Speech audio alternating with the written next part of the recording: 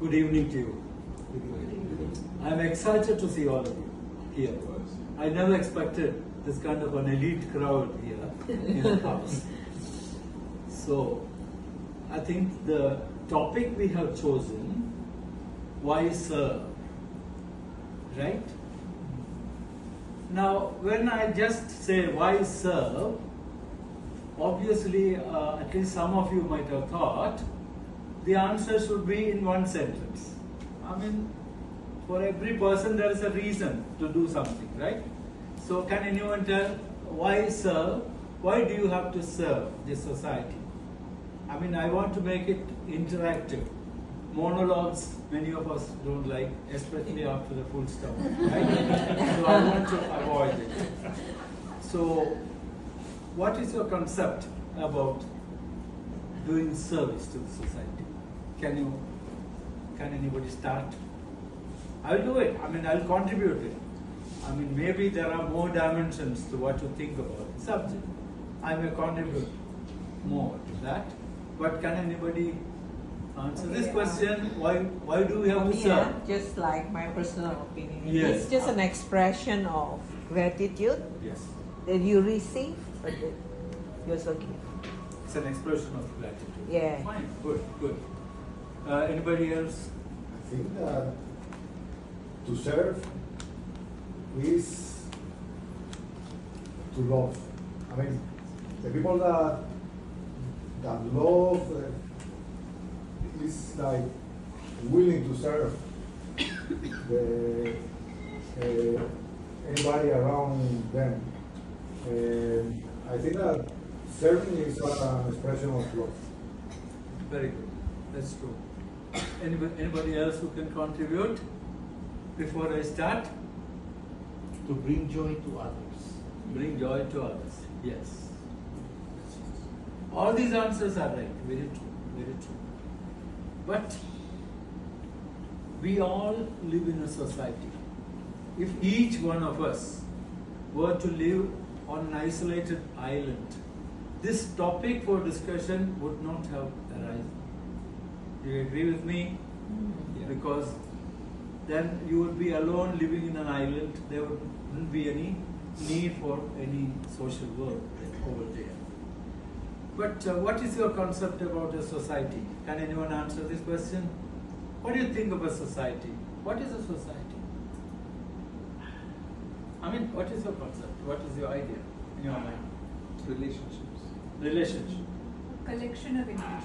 Collection of it. What more is needed? Includes the environment as well. Yes, okay, Yeah. okay. You have a common purpose. Common Yeah. purpose? Okay. Essentially, a number of people occupying a certain given area of land is what is known as a society, right?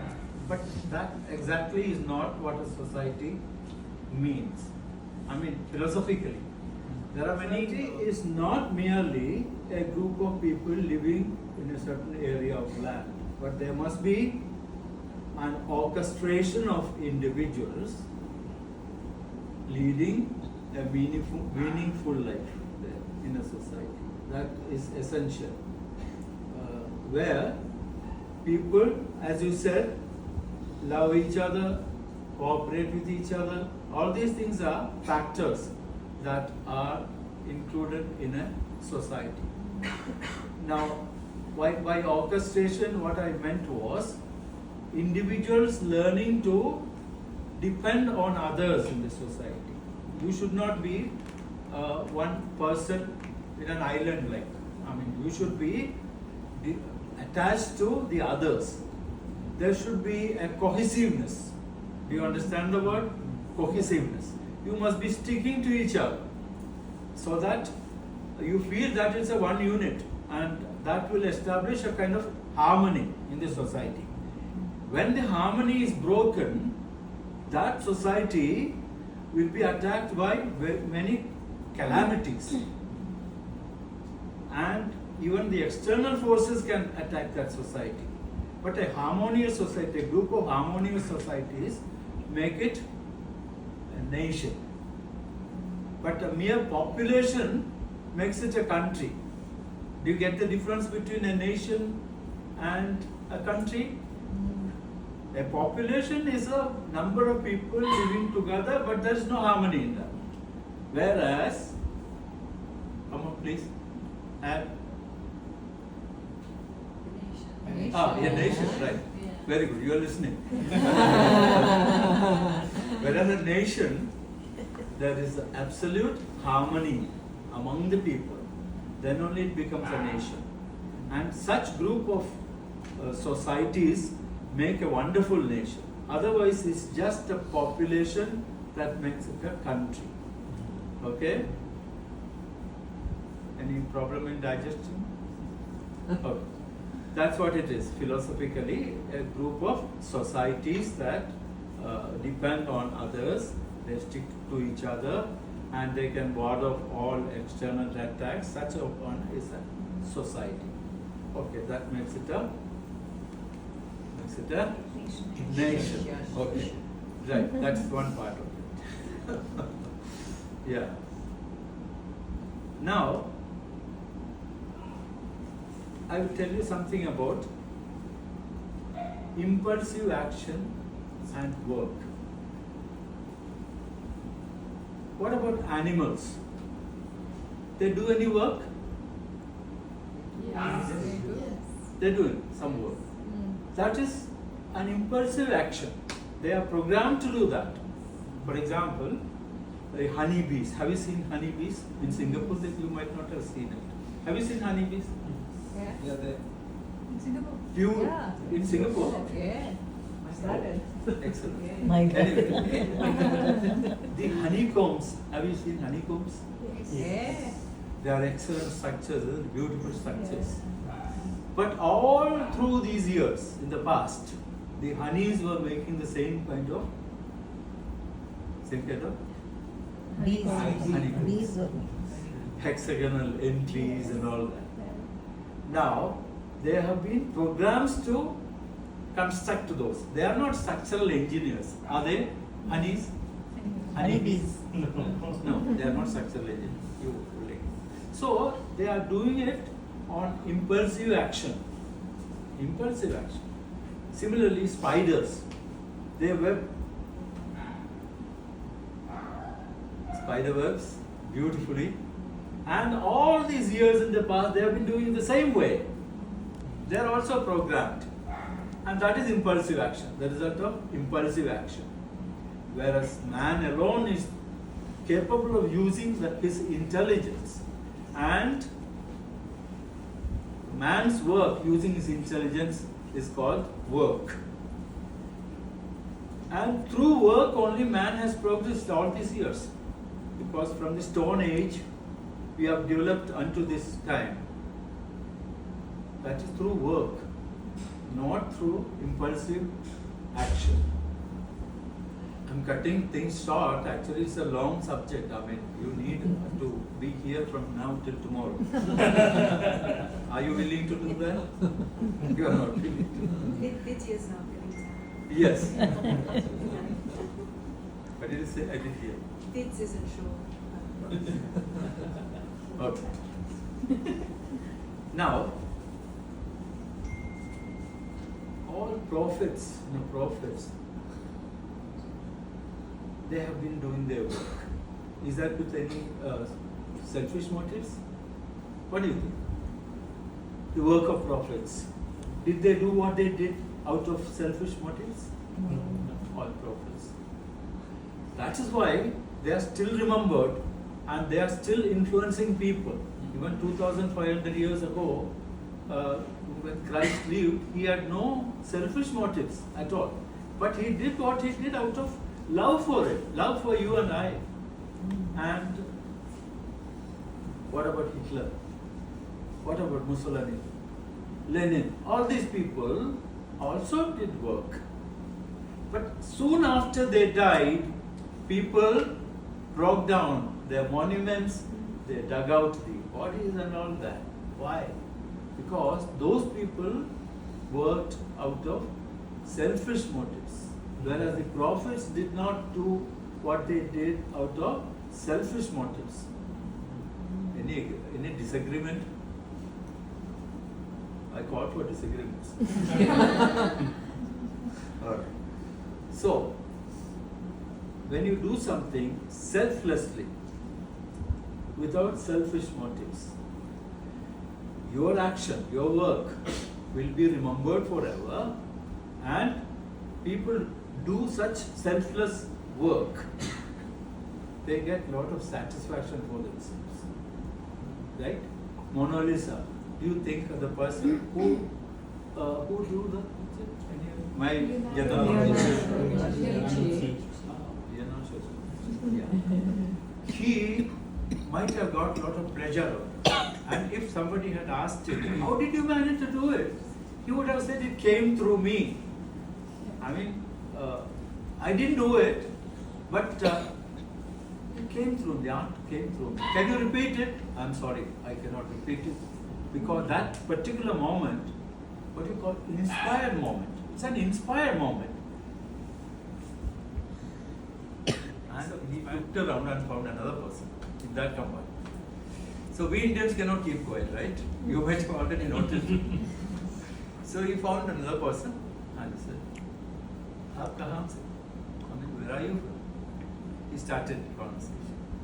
And the other fellow said, "Tell me who you are, where are you from?"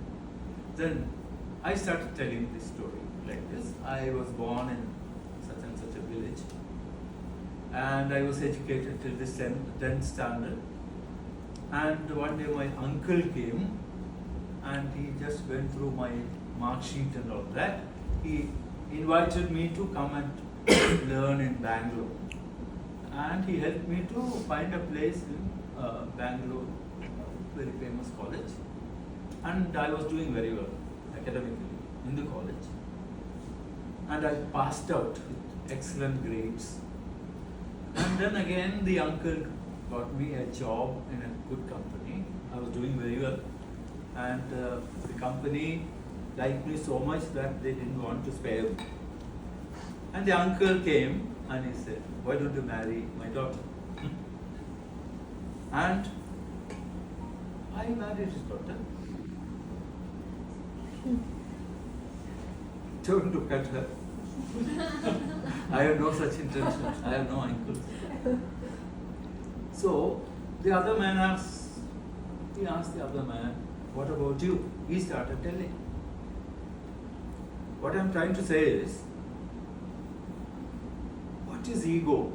Ego is the past experiences bundled up. Is that right? All your past experiences bundled up makes your ego. Any objections? Can we say that pride is ego? Pride is, I'm coming to that. Yes. You know, because in the past you were somebody, right? Some minister or something. That minister's balance will be still there in your brain. And then you have got a bloated up ego. So wherever you go, you feel that you are an important person. You were an important person before, not now. So that ego is your past memories, your work in the past or whatever, still remains in the mind, and your ego is bloated up. Wherever you behave or wherever you go, that ego follows you. Okay? So that is ego. I mean, and then you have to understand what desire is. What is desire? You know, when you do some work, you expect some good results to come out. If it doesn't come out good, then you are frustrated, right? That is the general thing about all of us. But in Bhagavad Gita they say, you do your work, but don't expect any. When you are doing the work, you think of the work at present. Don't think of, you control your ego. That is that ego bundled up, as I told you before. Don't bring that now, because you cannot do anything in the past or the future. And the future is called desire. Desire for the fruit of the labor. So this will result in dissipation of your energy. So if you want your energies to be concentrated on the work on hand, then the work will outshine. Is that right? When you are doing something now, don't think about the past achievements, don't think about the result that's going to come out of it. If you avoid these two, your work will be excellent.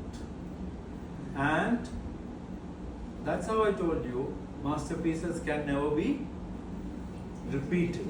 Because at the time of the creation of that work of art or whatever, he was oblivious about the past or the present or the future.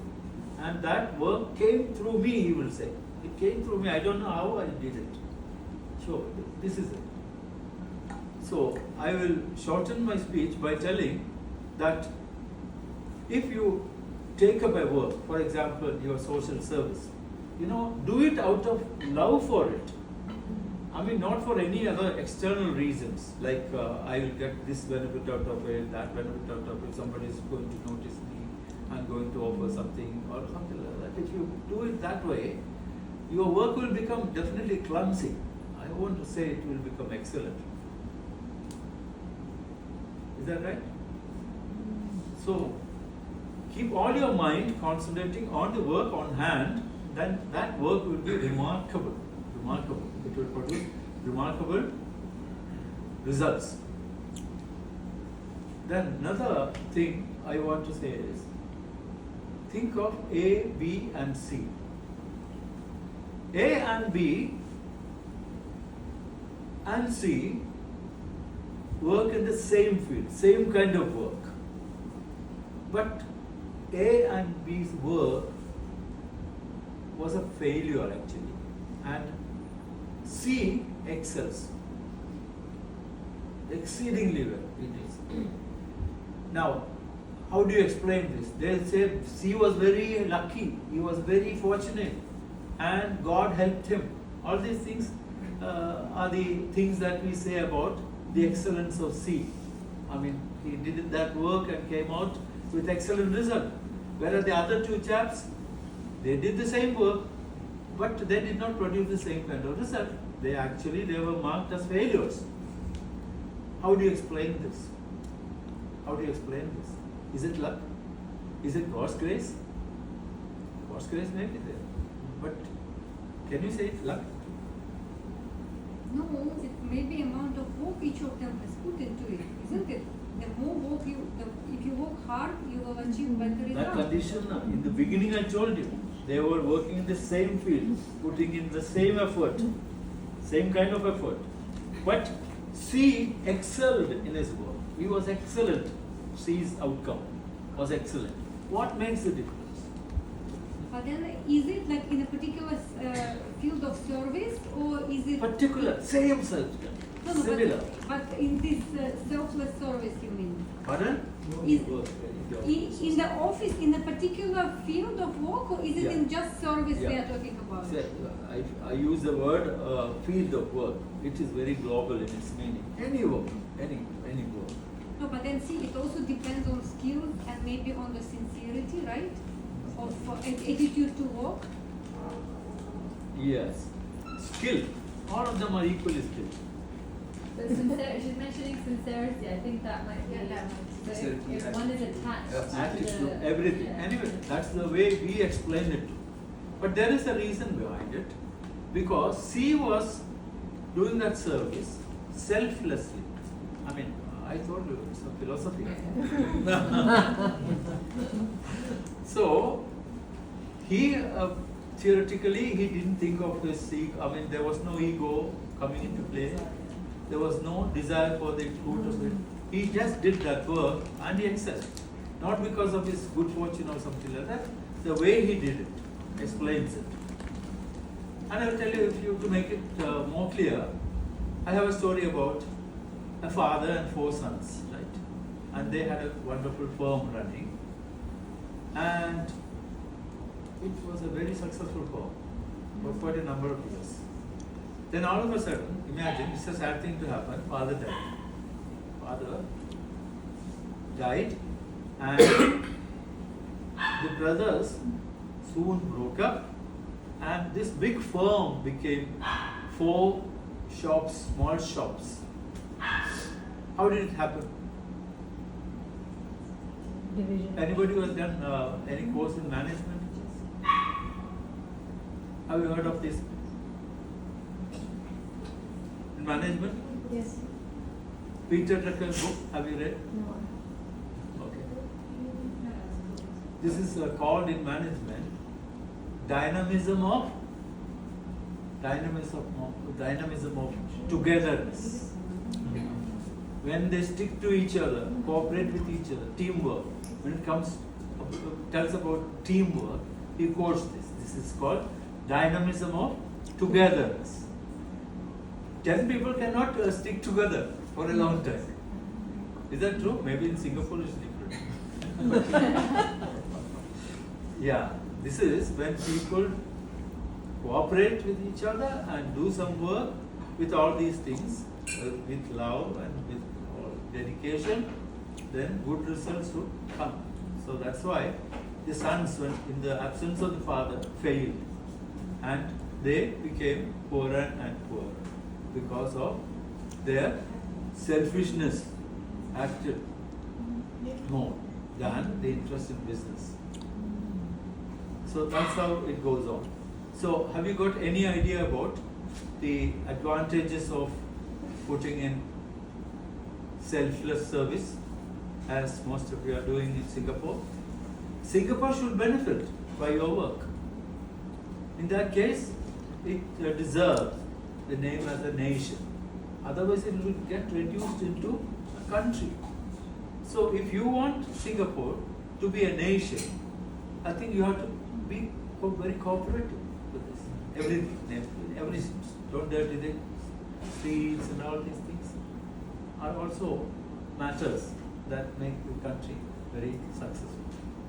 And you will make this country remain as a nation. Now, if I keep on talking, that becomes a monologue.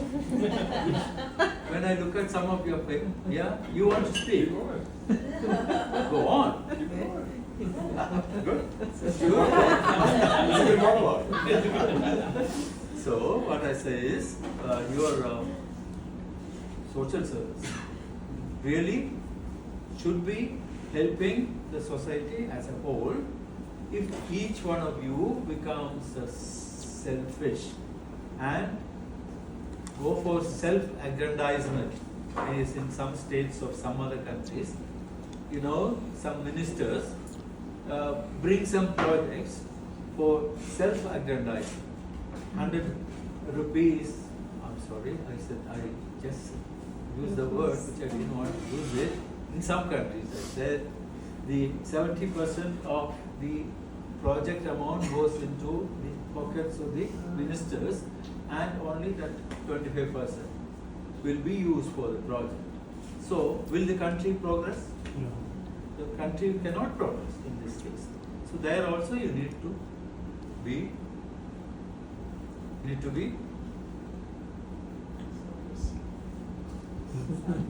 selfless in your service. Yeah, I understand that. You need to be very selfless in that, in contributing your service to the society as a whole. Otherwise, any nation can be reduced to a country. A country is full of a population. But you have to turn the population into people. That should be your aim. The population should become people who occupy a certain area of land.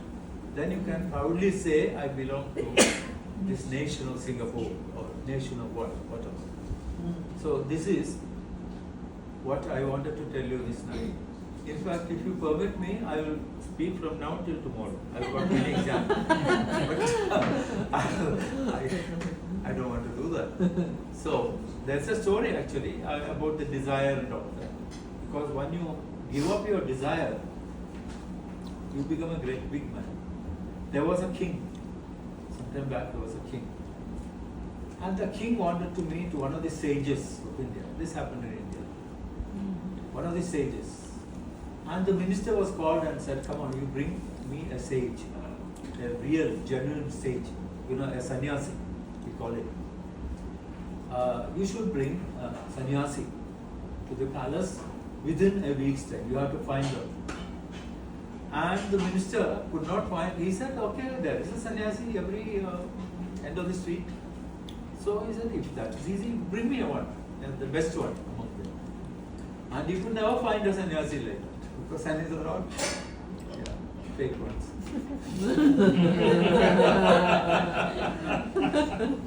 This is that. Have you read that? No, yeah. Yes, anyway, he went and he could get a sannyasi, not a fake sannyasi. He was a pretender, one who could act well as a sannyasi. He was there and there was an arrangement. I'll give you a bag of gold if you convince the king when he comes. You act like a sannyasi, and if your acting is very good, appreciated by him, I'll give you a bag of gold. Okay, done. And he was made to sit under a tree and in that posture, sannyasi's posture, sitting like that with closed eyes and all that. The king and his retinue, his wife, and the prince, all these people came, and the king prostrated, and he asked his wife, do it. And the queen also prostrated. Then he asked the minister also, come on, prostrate. So he also had to prostrate. And the retinue and the king, he offered him gold, king, a platter of gold, platter full of gold, and nice clothes. He said, whatever was offered, this pretender told, no, please take it, I don't want it. So no desire. So finally, the king understood he is a real sannyasi. So with a lot of reverence, respect, he went to the palace. And the minister, while going, he just turned around and looked at him. And of course, he had to keep the promise. He brought him some gold as promised by him. And he said, yeah, are you mad? I offered this as a price. I'm offering it as a price to you for having acted very well. He said, "Okay." When I acted, I merely acted. This God, the prince, the king came and he prostrated before me. The queen prostrated, the prince prostrated, and you also prostrated. So when I control my desire to accept these gifts, so much respect. So if I have been a real sannyasi, from henceforth I will be a sannyasi. So with that, and realizing that you are all sleeping, going to sleep, I end my speech here. Thank you so much. You are the first time on forgiving